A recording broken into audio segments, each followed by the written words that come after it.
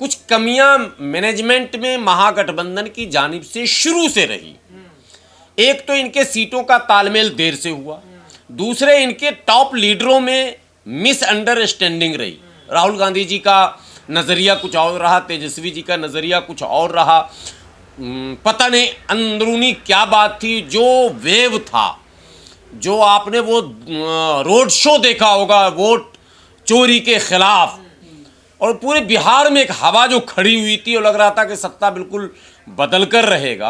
अचानक राहुल गांधी जी सीन से जो आउट हुए चुनाव के ऐलान के बाद, और कांग्रेस के सारे लीडर तब कूदे जब चुनाव बिल्कुल सर पर आ गया।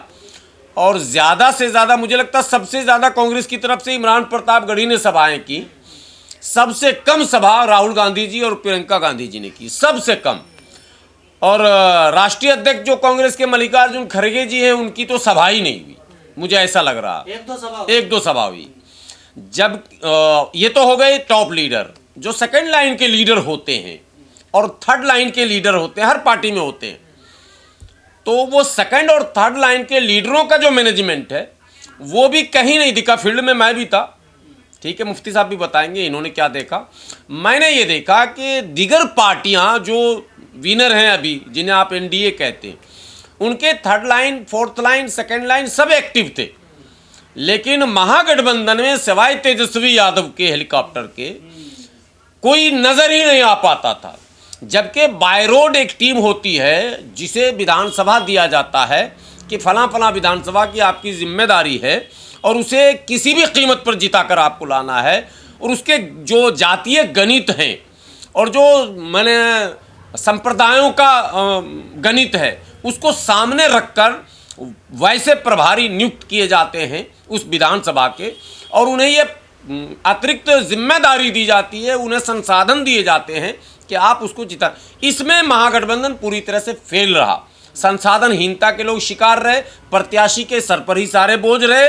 सिर्फ हेलीकॉप्टर आया और सभा करके चला गया, ज़मीन पर कोई काम उस टाइप का नहीं हो पाया। तो प्रत्याशी चुनाव में हमेशा जो है डिफेंसिव मोड में हो जाता है, उस पर एक प्रेशर होता है, वो बहुत कुछ नहीं कर पाता, उसे फीडबैक नहीं मिल पाता, इत्यादि इत्यादि। तो मेरा तो सीधा मतलब जो विश्लेषण है वो ये है कि इसमें कमियां रही। दूसरी जो सबसे बड़ी चूक जिसको बार बार मैं दोहरा रहा हूँ, मैं अभी महागठबंधन के साथी आप तेजस्वी जी के नेतृत्व में शामिल हुए हैं, बाज़ाब्ता इनकी तस्वीर तमाम चैनलों में चली है मुफ्ती साहब की, लेकिन इनकी मौजूदगी में अभी ऑफ कैमरा भी हम लोग बात कर रहे थे, और मैं फिर कह रहा हूँ कैमरे पर भी कि तेजस्वी जी या राहुल जी ने जो डिप्टी सीएम का फेस अनाउंस किया, जो ऐलान कर दिया कि ये नायब वजीर आला होंगे, वहां से एक नेगेटिव मैसेज चला गया माइनॉरिटी में।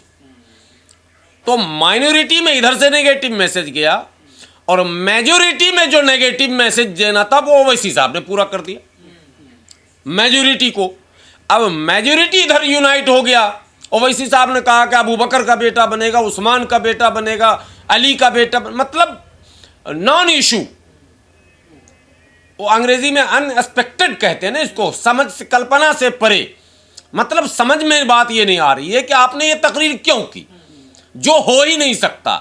होने को तो ऊपर वाला चाहे कुछ भी हो सकता, लेकिन जो जाहिरी असबाब हैं वोटों के जो दिख रहे हैं उसमें तो ये पॉसिबल नहीं दिख रहा ना, और इससे पहले भी नहीं हुआ और कहीं नहीं हुआ, तो फिर बिहार में कैसे हो रहा था?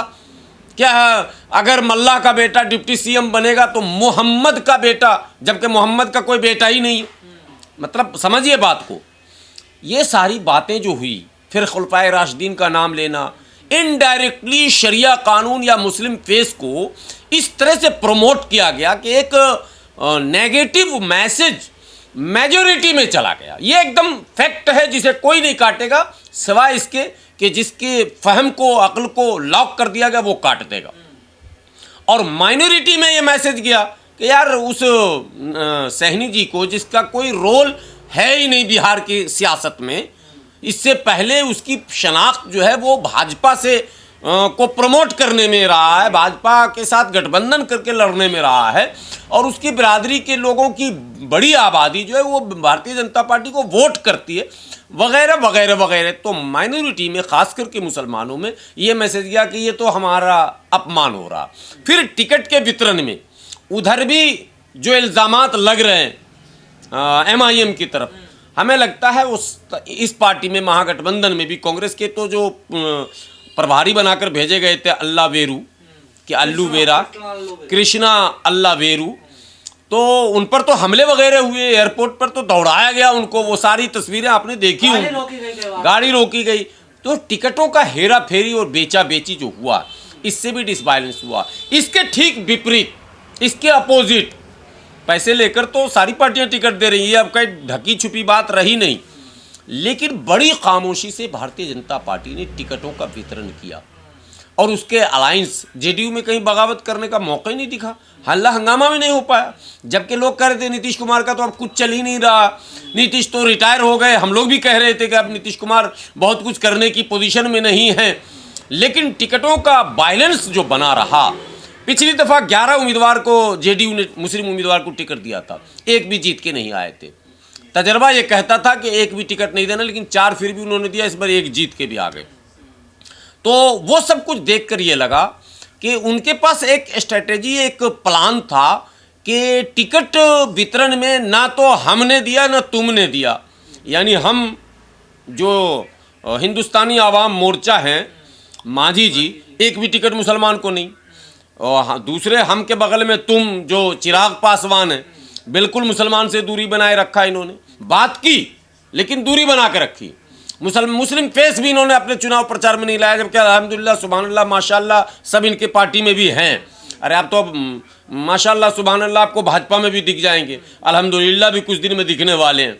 सरकार बनती जाती है, लोग सब शामिल होते जाते हैं। 2-4 ऐसे हैं ऐज़ खान, फैज़ खान जैसे लोग तो रात दिन रहते हैं, कुछ नकाब वालियाँ भी माशाल्लाह वो रहती हैं, लेकिन इन लोगों ने चुनाव प्रचार से फ्रंट लाइन से गायब रखा, बैकफुट से इनके लीडर काम कर रहे थे।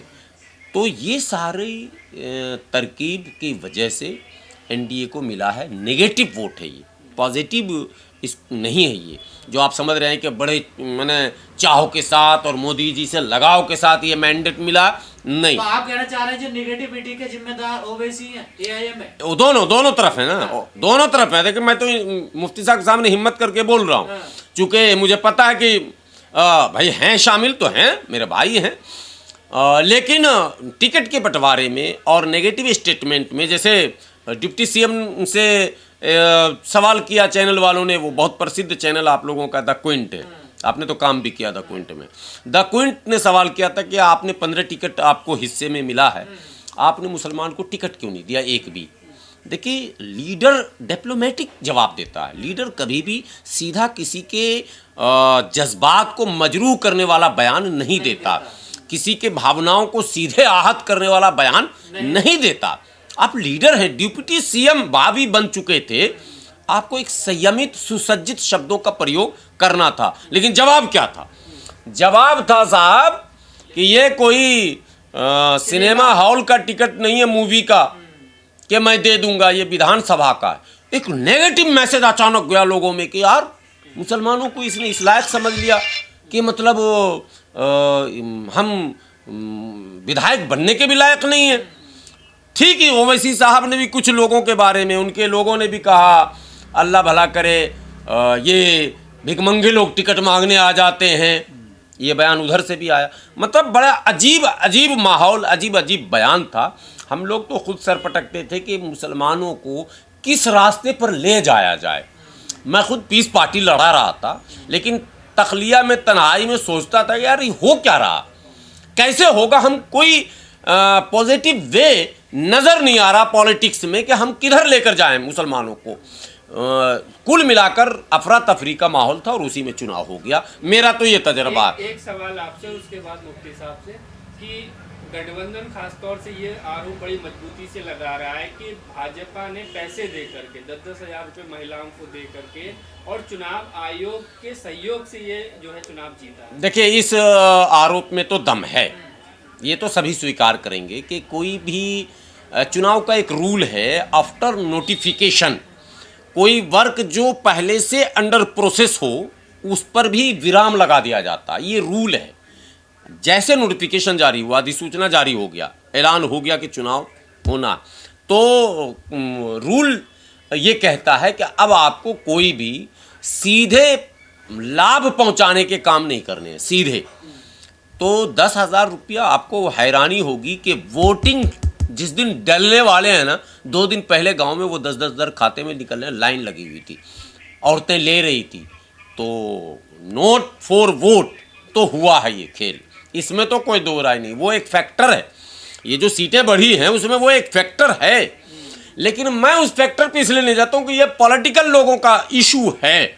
पॉलिटिकल लोगों को उठाना चाहिए, आंदोलन करना चाहिए, हंगामा करना चाहिए। ये चुनाव आयोग के खिलाफ खड़े होने का एक बड़ा इशू था कि भाई आपने इस पर कार्रवाई क्यों नहीं की। चुनाव स्थगित तक के मामले हो सकते थे अगर आप में दम होता तो, लेकिन ये मेरा इशू नहीं है। मैं बहैसियत मुसलमान के ये समझ रहा हूं कि हमारा विश्लेषण ये कहता है कि टोटल मुस्लिम वोट कंफ्यूज हो गया था और नेगेटिव वोट हुए हैं टोटल, और टोटल नॉन मुस्लिम वोट भी जो एक्टिव लोग थे, 10,000 के अतिरिक्त की बात कर रहा हूँ, 10,000 वाले को छोड़कर, वो भी कंफ्यूज हो गए थे ओवैसी साहब के भाषण से, और बाकी लोग कंफ्यूज हो गए थे तेजस्वी जी और उनके अलायंस के लोगों के भाषण और क्रियाकलापों से। ये मेरा विश्लेषण है, लेकिन ये अफेक्टेड रहा 10,000, ये भी मैं स्वीकार करता हूँ।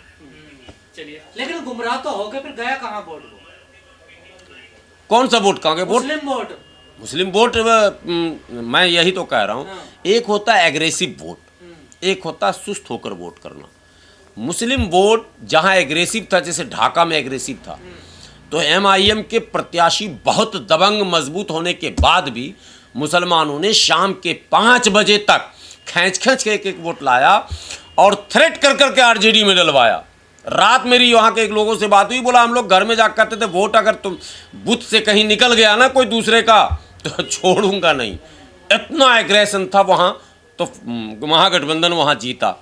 तमाम सीटों पर नहीं था जहाँ दूसरे लोग उम्मीदवार थे। इस बार मुसलमान मायूस थे बहुत ज़्यादा, मतलब वोट डालने नहीं गए, लेकिन मायूसी में, बहुत मायूस होकर वो चीज़ें जो होती थी, उमंग कि वोट 100% पोल करना है, बूथ पर जाना है, ले जाना है, डलवाना है, मांगना है, हाथ पैर जोड़ने हैं, समझाने हैं, ये नहीं हो पाया। और सीमांचल में तो मजमूई तौर पर तमाम कोशिशों के बाद भी मुसलमानों का बड़ा तबका सीधे एग्रेसिव होकर MIM की तरफ गया था। सब नौजवान लगा हुआ था, वही सिचुएशन वहाँ था जिसका अंजाम आपके सामने। तो मैं तो आम आवाम से ये गुजारिश करूँगा कि नेताओं की ज़ुबान पर बहुत ज़्यादा यकीन करके आपस के रिश्ते को ख़राब ना करें।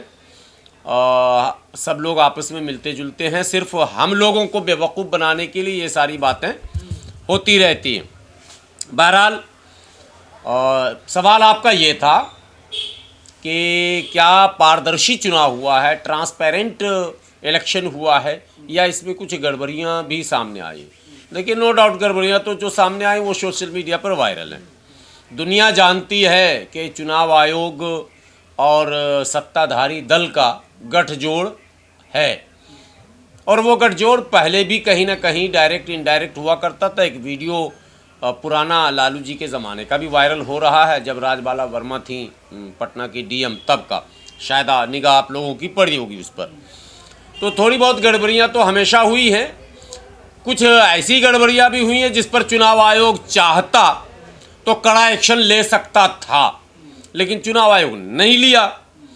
आवाम ये सवाल कर रही है, जनता पूछ रही है कि चुनाव आयोग ने ऐसा क्यों किया, कि भाई मैंने खुले तौर पर जो गड़बड़ियाँ दिख रही हैं, जिनको आदर्श आचार संहिता का उल्लंघन माना जाता है, उसके बावजूद भी अगर कार्रवाई नहीं हो रही है तो जाहिर सी बात है चुनाव आयोग के साख पर तो कुछ ना कुछ सवाल खड़े हो ही रहे हैं।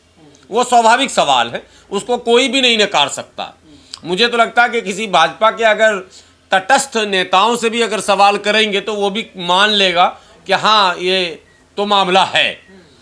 लेकिन उससे परे जो वोटिंग पैटर्न है, मैंने पहले भी ये बात कही थी, अभी हमारी बात मुफ्ती साहब से हो भी रही थी, और मुफ्ती साहब भी अपना तजर्बा आपके सामने रखेंगे। अभी मैं ये बता दूं कि मैं हाफिज़ गुलाम सरवर, राष्ट्रीय प्रवक्ता पीस पार्टी, और अभी हमारे साथ आपको दिख रहे हैं आली जनाब मुफ्ती अतहर जावेद कासमी साहब। और अतहर जावेद कासमी साहब भी इस चुनाव में बहुत ही सक्रिय रहे थे, सोशल मीडिया पर भी काफ़ी दिख रहे थे और बिहार के चुनाव का तजर्बा इनके पास भी है।